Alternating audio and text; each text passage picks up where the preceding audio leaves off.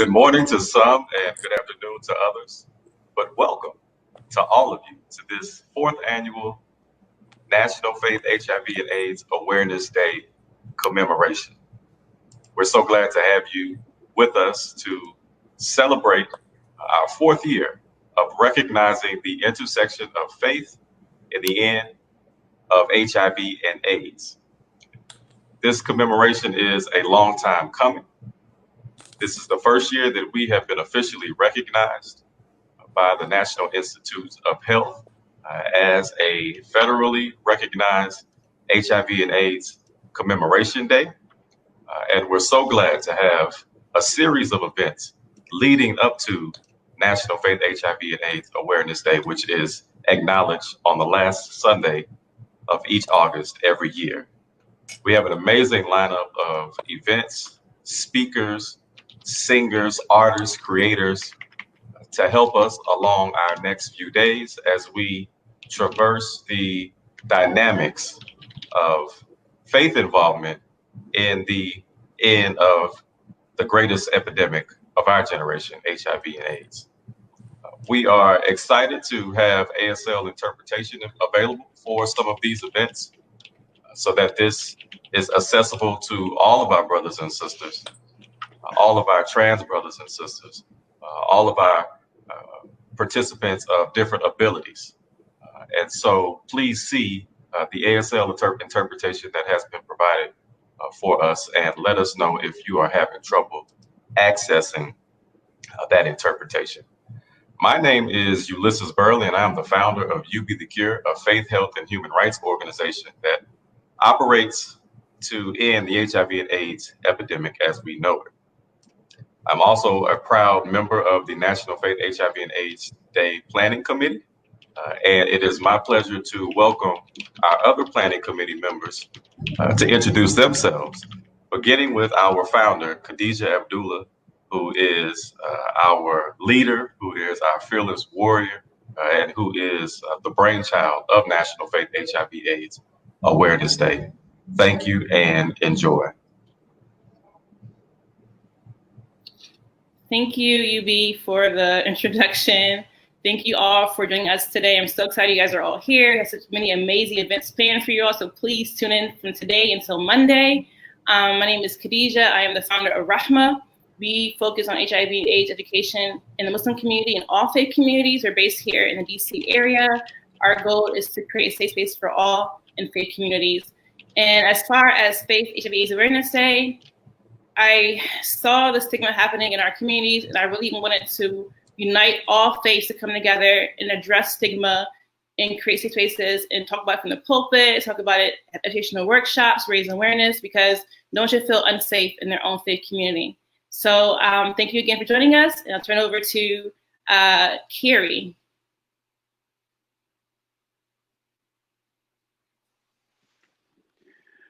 Good afternoon, everyone. I am Carrie Goodman. I am a program and development consultant. Many may know me as my work that I've done with the Balm and Gilead for the last 13 years. And I have had the pleasure of working with this team in putting together the National Faith HIV Awareness Day for the last 4 years. And I'm so excited to be with you on today. And so for me, I feel that it's important to, raise awareness about HIV awareness as well as the education. Faith communities and leaders play an integral role in addressing HIV from the pulpits. And so I definitely think it's so important that we have moments like this to galvanize the faith community of all different faiths to raise awareness of HIV and AIDS. And so I ask that you join me on this Saturday. We have a great event that will be happening on this Saturday at 7 p.m. and we're calling it Hear Me, See Me. And this is an event where we will watch spoken word artists and performers focus on HIV, faith, and healing. And guess what? It'll be streamed live on Facebook. So thank you so much. Again, this Saturday at 7 p.m. Eastern Standard Time, join us for Hear Me, See Me. So I'll turn it back over to Ulysses, who will take us further.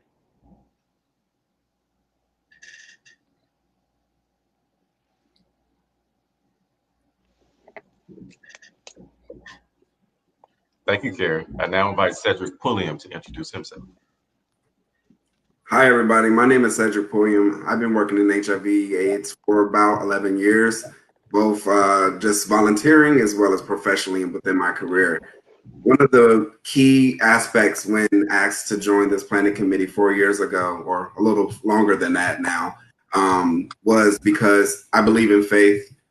Growing up in the South, in North Carolina and in Virginia, and being also a military child, faith always traveled with me and still is with me to this day. But I knew that the discussions on sexual health and well-being was not happening with the pastors that I had been in their pulpits and within their congregations.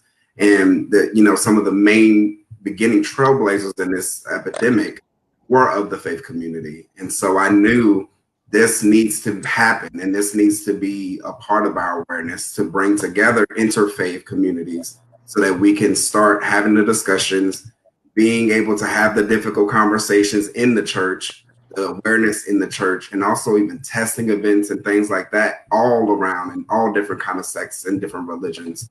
And so that's why I joined this day to celebrate and I uplift this day and all of the planning committee members that I work with. So thank you. Over to you, George. Greetings from Washington, D.C. I'm Elder George Kerr, Clerk of Session for Westminster Presbyterian Church in Southwest D.C. I'm the founder and CEO of G3 Associates. I also co-moderate the Presbyterian HIV Network for the Presbyterian Church USA. The reason I'm particularly fascinated about this event is I am putting my faith to action. As a community, we need an interfaith response to end HIV. The faith community and harm reduction community working together. On Monday, we're going to have a very important conversation, and the elections are coming up in November, and organizers will encourage attendees to register and vote as our life depends on it, because it really does this year, especially when it comes to HIV and COVID. Many living with HIV or at the risk of becoming positive are also at a high risk for getting COVID-19. Voting can save lives. Get out and vote. So again, join us on Monday at 5 p.m. right here on Facebook Live. Thank you.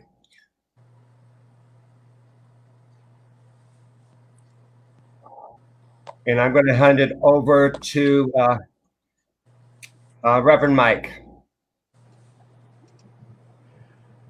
Hello, everyone. My name is Reverend Mike Schenemeyer. I'm coming to you from Cleveland, Ohio, where I serve on the national staff of the United Church of Christ as the Executive Director of the UCC HIV/AIDS Network. I'm also privileged to be the chair of the U.S. HIV and AIDS Faith Coalition. Since the beginning, addressing the HIV pandemic effectively has always depended on everyone doing their part. Faith has a vital role in responding to HIV, doing education, advocacy, care, and accompaniment. And if we're to reach our goal of ending the epidemic, faith must do its part. The United Church of Christ is grateful to be part of the National Faith HIV/AIDS Awareness Day, joining with all of you around the country and other parts of the world in this effort. On this coming Sunday at 5 p.m., August the 30th, the second webinar in the HIV and Faith and Resilience and Renewal will take place. HIV and Faith and Resilience Renewal is a webinar series developed by the U.S. HIV and AIDS Faith Coalition. The series explores 40 years of the legacy of U.S. faith communities toward ending the HIV/AIDS epidemic. It features conversations with a variety of leaders, and this Sunday it will feature a conversation with Khadija Abdul, who's with us today, and Reverend Edwin Sanders. It'll be moderated by our own Ulysses Burley and will include panelists Bhikkhu Sagarananda Tien and Vanessa Johnson. And we hope you'll join us. That's 5 p.m. Sunday, August the 30th. And I'll turn it back to Ulysses. Thank you, Reverend Mike. Pastor Will, won't you introduce yourself? Sure. Again, just want to welcome everyone here to our, I guess it's our first, or would we say it's our fourth, with it being a now a recognized Awareness Day. But I am Pastor Will. I'm lead servant and kingdom strategist with the Hub here in Atlanta, Georgia. Excited to be a part of this weekend's festivities. I want to give kudos to Khadijah as well as Ulysses, said for your diligence in getting this to be an awareness day, and to all of my fellow steering committee members. Who would think that as we sat there in that Quaker inn and started to lay all of this out, that we would be sitting here today. As a pastor, I'm excited to be part of this day because of the work that we do. In our mission statement, we actually say that we're trying to change communities in which we live, work, play, and worship. And that is our commitment to the public health aspect. And as we know, HIV as well as COVID is ravaging communities of color. And we are still out as first responders and essential workers, making sure that HIV testing and COVID testing is taking place, because we're all about saving lives as well as saving souls. So excited to be here.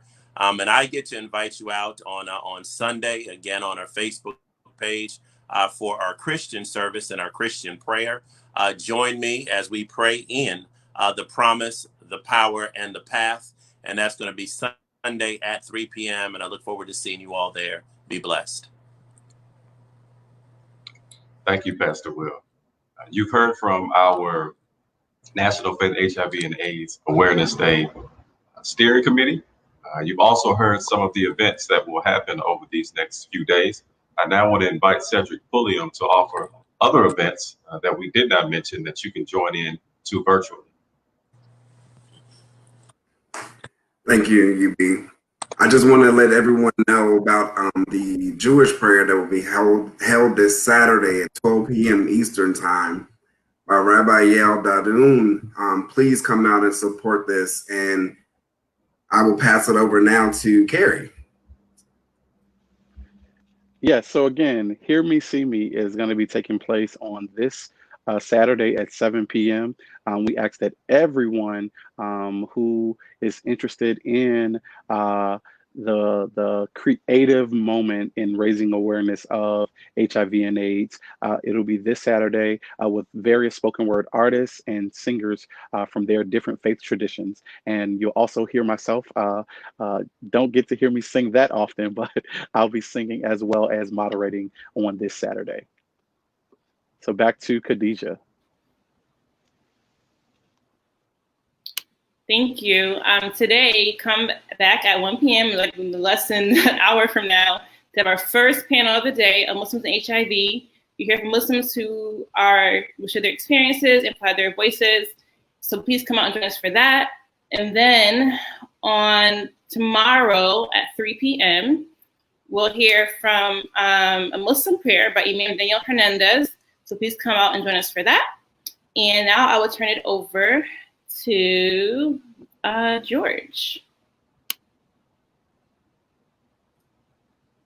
Thank you. Once again, I just want to reiterate that we're having a dynamic conversation on Monday. Get out the vote. HIV and AIDS and COVID-19 is on the ballot. So I hope to see you on Monday at 5 p.m. right here on Facebook Live. Thank you. And Reverend Mike? Oh, sorry, yes, and looking forward to hosting Bhikkhu Sagarananda at the end and the prayer at 3 o'clock on Monday as well. And very much looking forward to the Buddhist experience that he will offer. And it is open to everyone. You don't need to be a person of Buddhist faith to participate. And I look forward to welcoming folks to that very meaningful service. Excellent. So again, I just want to extend our gratitude to all of you for joining us in this momentous occasion of the 4th Annual National Faith HIV and AIDS Awareness Day weekend, as it has become. Tune in to a number of dynamic events to hear messages that are relevant for such a time as this. And if you are available, we invite you in less than 40 minutes to log back in for our first event, highlighting the intersection of HIV in the Islam community. Again, thank you to you all for participating and for tuning in. And we look forward to engaging you in conversation over these next few days. And if you have any questions or comments right now, please go ahead and put them in the comments. We'll be here for the next couple of minutes. So feel free to ask any questions or comments. So we'll stand by. There is a couple of comments in the chat section that are coming up now.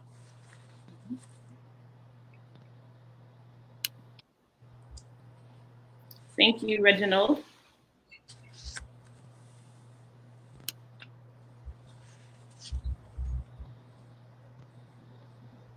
Absolutely, Reginald. If you can message our National Faith HIV and AIDS Awareness Day Facebook page, we will return your message and let you know the ways in which you can engage in our work. And for those who are interested in joining and for next year's planning, please also email us or message us on Facebook, and we'll respond to you and get you set up. We want to make sure that we're reaching as many people as we can for this Awareness Day, so please go ahead and reach out. We'd love to have you.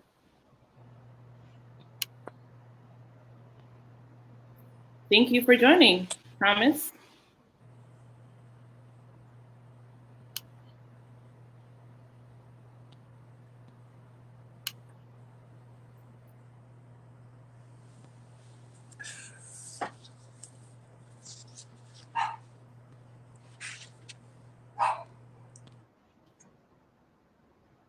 Okay. All right. If that's all for now, we again thank our planning committee. We want to thank our ASL interpreter for her service, and we look forward to seeing you all in less than 40 minutes. Bye. All right, take care, everybody. Thank you so much for joining us today.